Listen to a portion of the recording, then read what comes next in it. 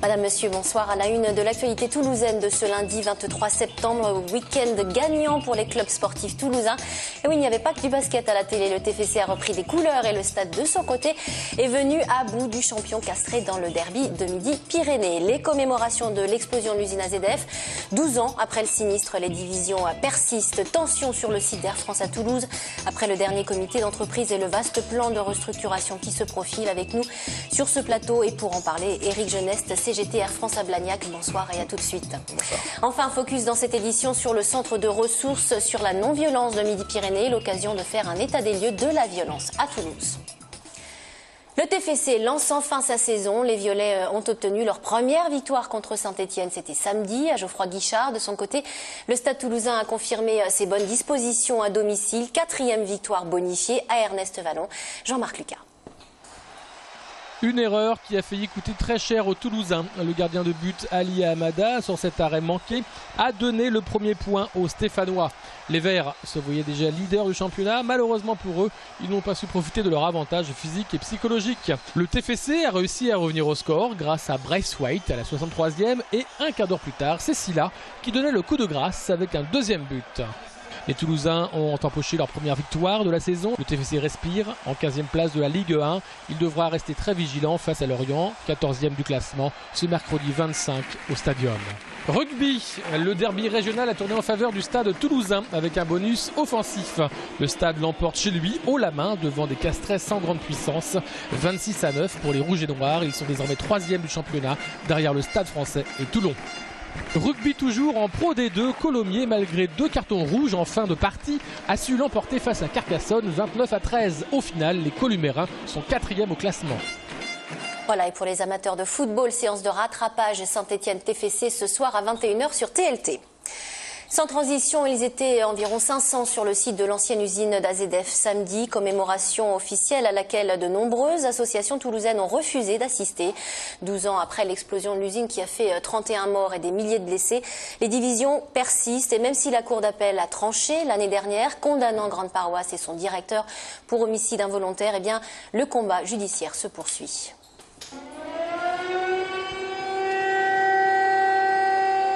10h17, heure de l'explosion il y a 12 ans, le nom des 31 victimes est énoncé. Place au recueillement devant le mémorial d'AZF. Le maire de Toulouse, qui avait souhaité une cérémonie ouverte à tous les Toulousains, s'est félicité du chemin parcouru. Cette cérémonie, c'est pour ne pas oublier et de faire que ce lieu rassemble le plus possible tous ceux qui ont été déchirés, avec, j'espère, plus de problèmes de justice, puisque normalement la justice a pris une décision, elle a trouvé un responsable. Donc maintenant, ce qui est important, c'est de commémorer. Quelques minutes avant, les membres de l'association des ex-salariés d'AZF sont venus rendre hommage à leurs collègues disparus, rappelant qu'ils restent opposés à la décision de justice rendue l'an dernier et demandent toujours d'autres explications. Que ce soit sur notre exigence de vérité, notre souci de voir la présence de l'usine matérialisée sur le site et le combat pour l'industrie et l'emploi. Présent également samedi matin, Serge Bichelin, l'ex-directeur de l'usine AZF, condamné en appel l'année dernière. Aujourd'hui, c'est une journée d'émotion. Je n'attends que de revoir mes collaborateurs et de les voir en bonne forme. Comme à titre personnel, je considère que le jugement est injuste. J'irai aussi longtemps que je pourrai me défendre. Mais c'est tout. L'association des familles endeuillées était elle aussi sur le site, mais a rappelé que la commémoration n'est pas une tribune. Un peu plus loin, les associations qui ont boycotté les commémorations officielles, parmi elles l'association des sinistrés et son porte-parole. Désolé, mais les victimes de la catastrophe AZF ne peuvent pas tout oublier et commémorer la main sur le cœur et la tête basse à côté des représentants de la multinationale Total. Ça nous est complètement impossible. C'est une question de dignité élémentaire. Et pour l'association Plus Jamais Ça, qui cette année organisait un petit déjeuner route de Seyss pendant les commémorations officielles, le combat pour faire condamner Total se poursuit et pas seulement le 21 septembre. Une autre catastrophe peut se produire en France un petit peu partout. Rien n'a changé de ce côté-là. Donc le combat il doit se mener non pas sur une commémoration annuelle, mais bien au jour le jour, et c'est ce qu'on fait au niveau de Plus jamais ça n'ici ailleurs. C'est demain mardi que doivent débuter les travaux de construction de 2 bâtiments sur le site d'AZF, l'un pour Mémoire et Solidarité, l'autre pour le reste des associations et les riverains. 2 bâtiments donc et un parcours de mémoire qui pourrait bien être inauguré le 21 septembre 2014. Et à noter que c'est demain que la Cour de cassation dira si elle transmet ou non au Conseil constitutionnel la question prioritaire de constitutionnalité posée par l'ancien directeur de l'usine AZF, Serge Bichelin. Le texte attaqué est la loi Fauchon du 10 juillet 2000 qui a introduit le principe de faute caractérisée qui peut s'appliquer aux personnes physiques qui n'ont pas causé directement un dommage. Sans transition, un week-end marqué outre-Rhin par la réélection d'Angela Merkel en Allemagne avec près de 42% des voix. La chancelière signe donc pour un 3e mandat consécutif, une élection suivie à Toulouse. La communauté allemande y est conséquente, entre 6 et 9 000 personnes qui ont voté par correspondance ce week-end depuis la Ville Rose. Le consul honoraire d'Allemagne, Nicolas Morvillier, a suivi cette élection. Un scrutin sans grand suspense. On l'écoute au micro de Marie Larpent tout de suite. Le résultat est en tout cas conforme à ce que les instituts de sondage, surtout le courant de la semaine dernière, donnaient. L'allié libéral du Parti chrétien-démocrate ne se retrouvera pas au Parlement cette année. Soit les chrétiens-démocrates trouvent un accord avec les sociaux-démocrates, et on a ce qu'on appelle la grosse coalition. Soit les chrétiens-démocrates trouvent un accord avec le Parti vert. Toulouse est assez emblématique d'une coopération que je trouve pour ma part d'ailleurs assez exemplaire. La République fédérale est à peu près chaque année le premier partenaire économique de la région Midi-Pyrénées. Ces chiffres étant vrais d'ailleurs, qu'il s'agisse de l'industrie aéronautique ou des chiffres tenus par la Chambre de commerce en dehors de l'industrie aéronautique. Premier acheteur, premier vendeur en règle générale. Je vous le disais en titre, Toulouse ne sera pas épargnée par les suppressions de postes chez Air France. Le groupe prévoit la suppression de 2800 postes dits en sureffectif. Lors du dernier comité central d'entreprise, la direction a confirmé vouloir réduire l'activité des bases de province. Bonsoir Éric Geneste. Bonsoir. Vous êtes le porte-parole du syndicat CGT Air France à Blagnac. On parle de 700 postes supprimés au total sur toutes les bases de province. Combien à Toulouse? Oui, effectivement, 700 postes donc sur l'ensemble des 12 escales d'Air France en province, Orly compris. Et donc sur la visibilité toulousaine, on ne l'a pas, on ne l'aura qu'à l'occasion du prochain comité central d'entreprise le 4 octobre. Vous avez une petite idée quand même ou pas du tout? Non, aujourd'hui l'idée qu'on a c'est que nous sommes 4500 dans cet ensemble, donc 700 ça représente 15%. Alors si on appliquait la formule mathématique sur Toulouse, ce serait 75 à 100 personnes de moins. Parce que là, là on parle en équivalent plein temps. Ouais. Donc, en fait, comme on a beaucoup de salariés à temps partiel, oui, ça fait beaucoup plus de têtes que d'équivalent plein temps. Donc ça ferait entre 75 et 100 personnes de moins à Toulouse, ce qui est tout à fait énorme en regard de l'effectif de 500 qu'on est aujourd'hui au sol. Donc ça me paraîtrait tout à fait impossible. Quel bouleversement et quel impact sur le trafic au départ de Toulouse et les annonces qui ont été faites, outre donc cette suppression de personnel, c'est aussi la baisse de l'activité, puisqu'en fait on supprime des lignes, on supprime des avions basés à Toulouse, puisqu'on partait d'un principe qui était qu'on avait des avions qui étaient basés sur Toulouse.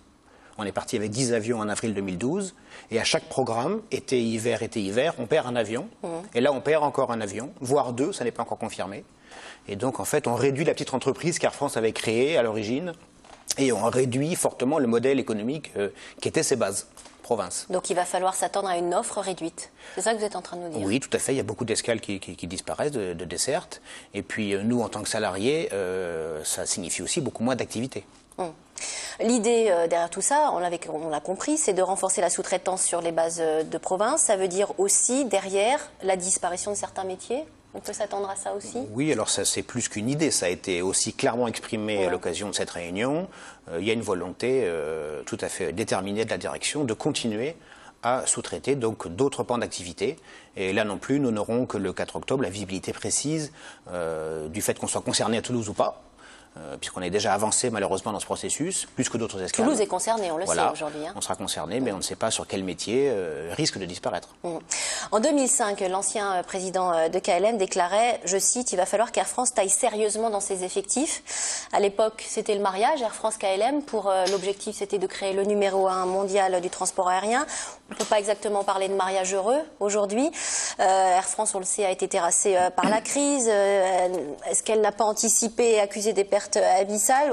Toujours est-il qu'aujourd'hui, elle doit enchaîner des départs volontaires. Au total, donc, on parle de 8000 postes en 3 ans. Là où ça pêche finalement, alors peut-être une première piste, selon nos confrères du Nouvel Obs, qui ont sorti un article ce week-end assez intéressant. Et je cite, Air France emploierait aujourd'hui 3 à 4 fois plus de monde dans ses aéroports que ses grands concurrents européens qui, eux, sous-traitent à des prestataires moins chers. Qu'est-ce que vous pensez de ça? Alors, je pense qu'en fait, il y a 2 points de vue. Nous, ce qu'on nous dit en interne, c'est que nous coûtons 45% plus cher que des modèles qui sont celui d'EasyJet, pour ne pas le nommer. On va revenir sur les low cost. Alors, donc effectivement, on a une entreprise qui soit préférerait nous payer 50% de moins, soit nous voir diviser par 2, mais le résultat sera le même. Maintenant, nous, on a une vision assez précise de ce qui se passe chez EasyJet, par exemple, à Toulouse. Et donc, les conditions de travail des salariés qui tournent autour de cette entreprise, on les connaît, elles sont pour nous catastrophiques. Donc, en fait, on est en train de proposer un modèle social qui est celui qu'on observe aujourd'hui autour de nous. Mais EasyJet, ça marche. En tant que salarié. EasyJet, ça marche. Mais si moi, aujourd'hui, salarié d'Air France, on me dit qu'il faut que je quitte l'entreprise pour que ça marche, je suis désolé, mais moi, j'ai pas du tout envie de quitter l'entreprise. Parce que j'ai pas envie du Pôle emploi d'observer une entreprise florissante. Moi, je suis salarié d'Air France et je veux y rester. Mais pour un passager, évidemment, il est plus intéressant de prendre un billet EasyJet 2 voire 3 fois moins cher pour aller à Paris au départ de Toulouse qu'un billet Air France. Oui, alors oui et non, parce qu'en fait, Air France a déjà revu sa politique tarifaire à la baisse. Ça, vous avez sans doute pu l'observer, notamment d'ailleurs au niveau des bases, puisqu'on avait lancé des billets d'avion à des prix vraiment très, très bas. Cela dit, il y a aussi, dans la concurrence, il y a effectivement des éléments qui sont incontournables. Et il est évident que la masse salariale, telle qu'elle est aujourd'hui au niveau de Toulouse, c'est sûr qu'on n'est pas difficilement concurrençable avec EasyJet, Vueling, il y a d'autres modèles, il n'y a pas qu'EasyJet. L'arrivée des low cost a fait très mal à Air France, c'est évident. Effectivement, ouais. Effectivement. Mais la concurrence est déloyale.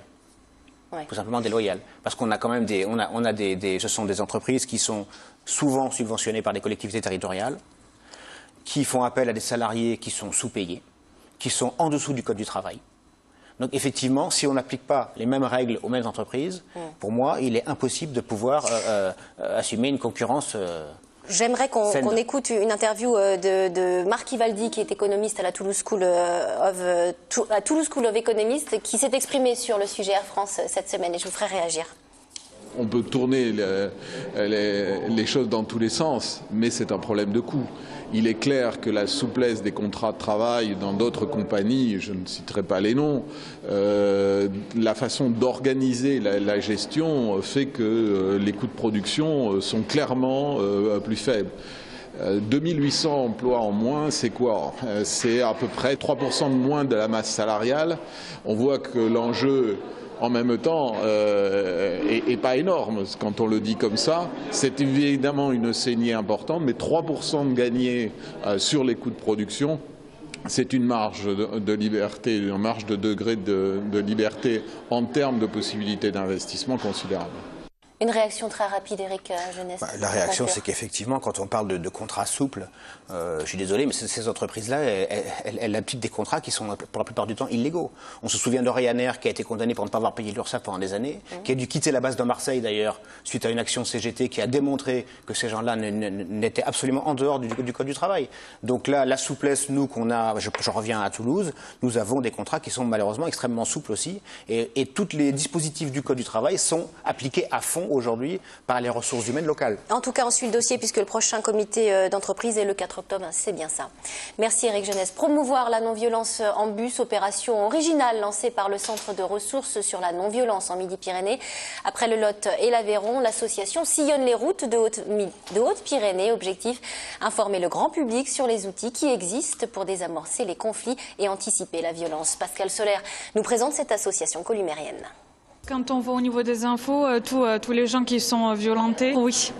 Le monde est violent. Pour un regard, pour un désaccord, les gens sont violents. Ce petit film tout juste réalisé par le Centre de ressources sur la non-violence est un des outils que l'association met à disposition des particuliers et des professionnels permettant de comprendre les mécanismes de la violence, l'engrenage des violences et la spirale qui les alimente. La violence fait partie de nous, il faut savoir l'accepter.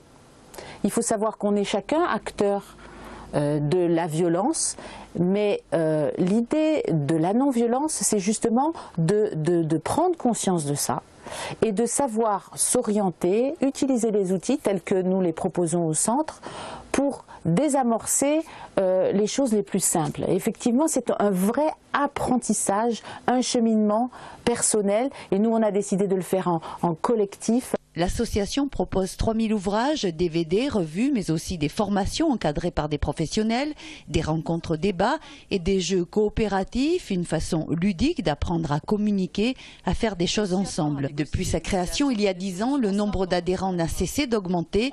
200 personnes aujourd'hui, un peu partout dans la région, cultivent cette philosophie dans un monde où pourtant la violence ne cesse de progresser. Le résultat, c'est l'essaimage, parce que tous les gens qui passent nous voir et qui sont formés et qui viennent et qui reviennent, les gens qui se sont impliqués ensuite vont essaimer dans leur milieu professionnel, vont essaimer dans leur milieu familial. Depuis ce week-end, à travers son projet Itinérance, quelques-uns des 60 bénévoles de l'association poursuivent l'essaimage dans 12 villes du département, invités par des municipalités et des établissements scolaires. Le voyage s'achèvera le 2 octobre à Toulouse pour la journée internationale de la non-violence. Bonsoir Pascal. Bonsoir, alors Sophie. ce bus qui ratisse les routes des Hautes-Pyrénées, c'est une forme de prosélytisme ? Pas exactement. La non-violence, c'est une philosophie, mais ça peut être aussi une stratégie politique pour combattre les injustices. En France, il y a beaucoup de mouvements qui s'inspirent des principes de la non-violence, des mouvements altermondialistes comme les désobéissants notamment. Mais à Colomiers, l'objectif du centre, c'est de faire de la prévention des violences quotidiennes. Les violences, comme elle l'a dit dans le reportage, qui sont dans la cellule familiale, dans le milieu professionnel, dans le voisinage, bref, dans tout ce qui concerne nos rapports aux autres.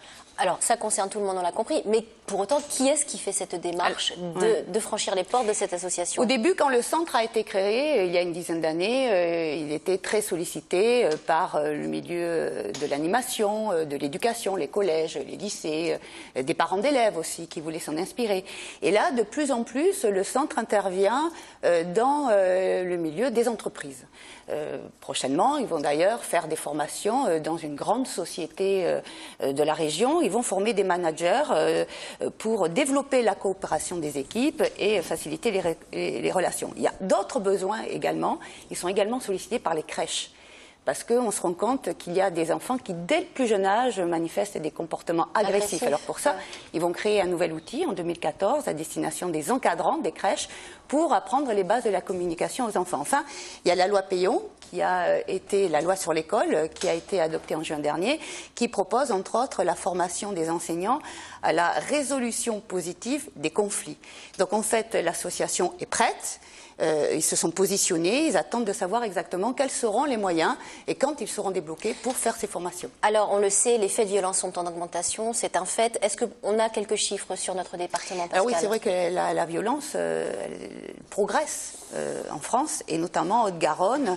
En 2012, les atteintes volontaires à l'intégrité physique, c'est-à-dire les atteintes à la personne, elles étaient en progression de 10,43%. Hausse également de presque 17% des violences physiques crapuleuses. Alors là, il y a des violences physiques, mais en plus il y a vol. Et hausse de 4% des violences intrafamiliales. Autre chiffre alarmant, c'est la progression des violences conjugales. En 2012, il y a 148 femmes qui ont été tuées par leur partenaire ou ex-partenaire, dont une en Haute-Garonne. En 2011, il y en avait 122, dont 3 en Haute-Garonne.